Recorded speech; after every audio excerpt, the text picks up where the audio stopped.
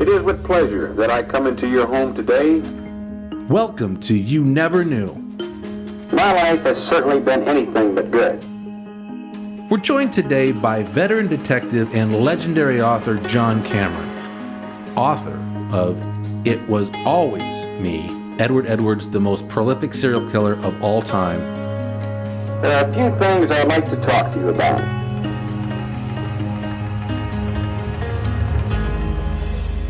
Build a fire in a person and not under him. Welcome back, John. Thanks for having me back. Unbelievable.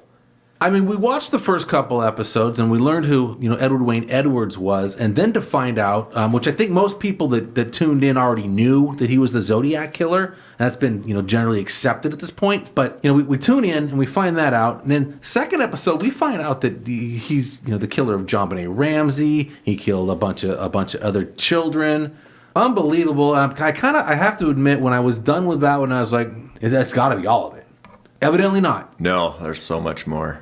So it basically was living a double life. Yeah, that's exactly what he was doing. He was a very good father, family man on this end, and he was... A preacher? He was a preacher too, right?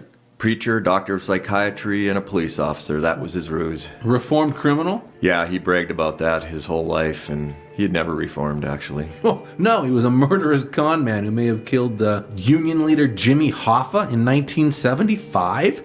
Yeah, that's the one that people told me if I wrote that in my book, I would be laughed at, and I was. You'd have been killed in 85. Yeah. And he detailed, actually, he knew Jimmy Hoffa. He was in Lewisburg prison with him, and just before he came out and did the Zodiac case. And he writes about Jimmy in his book, and he actually called the police back in 1977 and gave him information as to who really killed Jimmy Hoffa, and he tried to put it on a gang guy. Now, they were also in juvenile detention together, correct? No, actually, he was in juvenile detention with Charles Manson. Oh! So, and this is back in the 50s, so, he's got a history of being with criminals that are well known. But Jimmy Hoffa, he was in prison with in Lewisburg prison, 1967-68. So how do we know that he actually called and gave information on who really killed Jimmy Hoffa? It's documented in his letter he sent to the F.B.I. in 93. His wife was there when they came, and he gave him the information. And it's documented in the Jimmy Hoffa reports that some informant was trying to put the crime on... You've seen that letter? Yeah, I recovered that letter from April in 2010. And did Ed sign it? Yes, it's signed, dated July of 1993 is when he sent that to the F.B.I., along with his complete criminal records, bragging that, he's a reformed criminal now. Well, he certainly seems to have an interest in trying to help the FBI solve a lot of very high-profile cases, no question.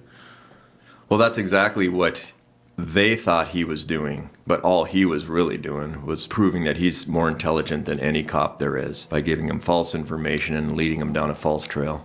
So help me make the connection here with Steven Avery. Steven Avery's been convicted and is sitting in prison. Yeah, Ed couldn't resist Steven Avery because in 2003, Steven Avery came out of prison after 18 years as the most wrongly convicted man in the United States. He was convicted for a rape that he didn't do. And his name, Avery, alone would have been a big red flag for Ed to tie it to the Zodiac case because of reporter Paul Avery of the San Francisco Chronicle, who he taunted with the Halloween card that bore his date of birth. Mm-hmm. So Ed's a ritual killer. He ties all the names of previous murders to names of murders he's going to do in the future. And so he planned Avery for 2 years. 2003, 4, and 5, Steven Avery is out. And all he has to do is figure out now, how can I frame this guy and make the cops look stupid? And all Avery has to do is just go live his life and take all the sympathy.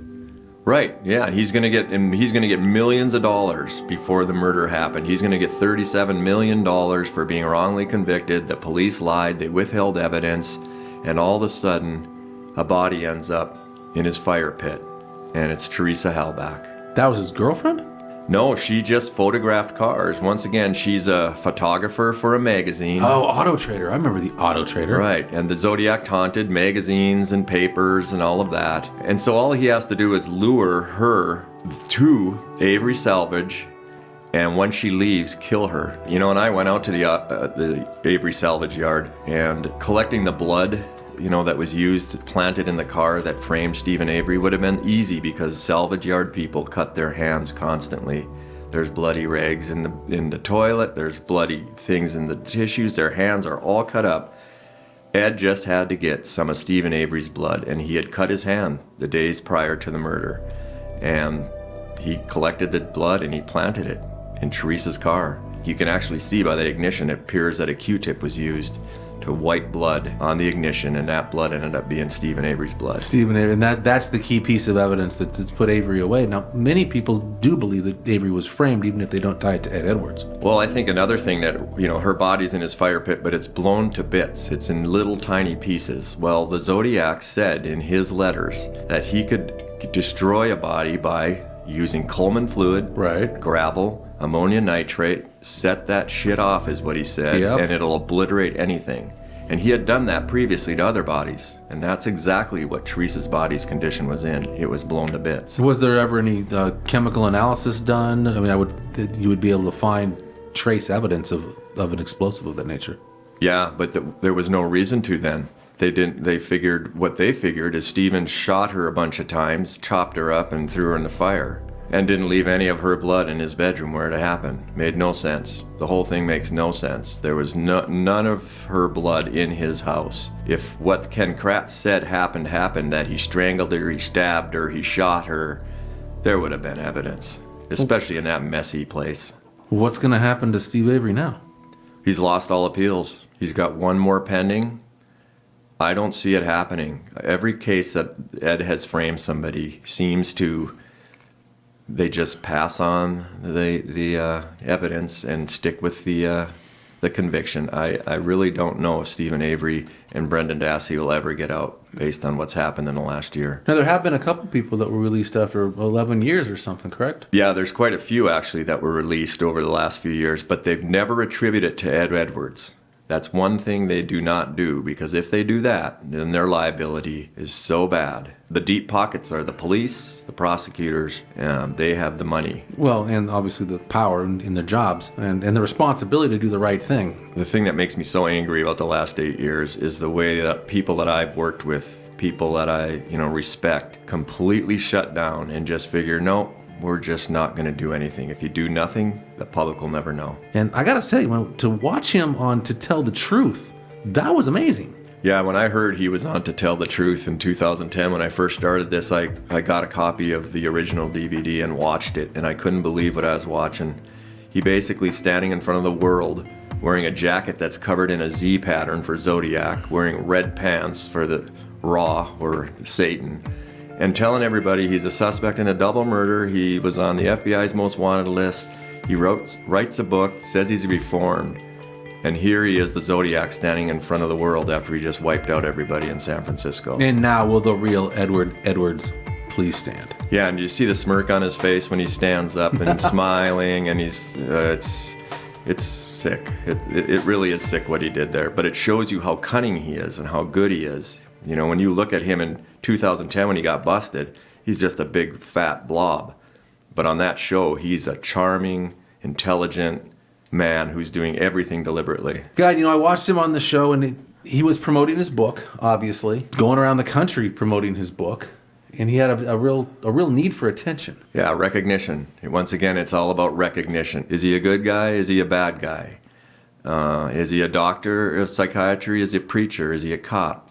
Now, I found it really interesting that after you figure all this time, you get the Zodiac killer, you've got the JonBenet Ramsey stuff, you've got the child murders, you've got the framing of numerous people, certainly looking like Steve Avery.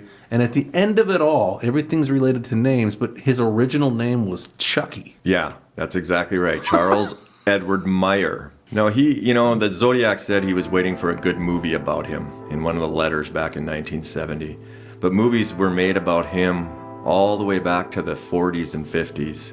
Yeah, he said a good movie about him. Yeah, and actually the biggest movie about him was the Zodiac case movie in 2007. Mm-hmm. And he continued to kill right after that movie to prove that the Zodiac was still out. Was still out there.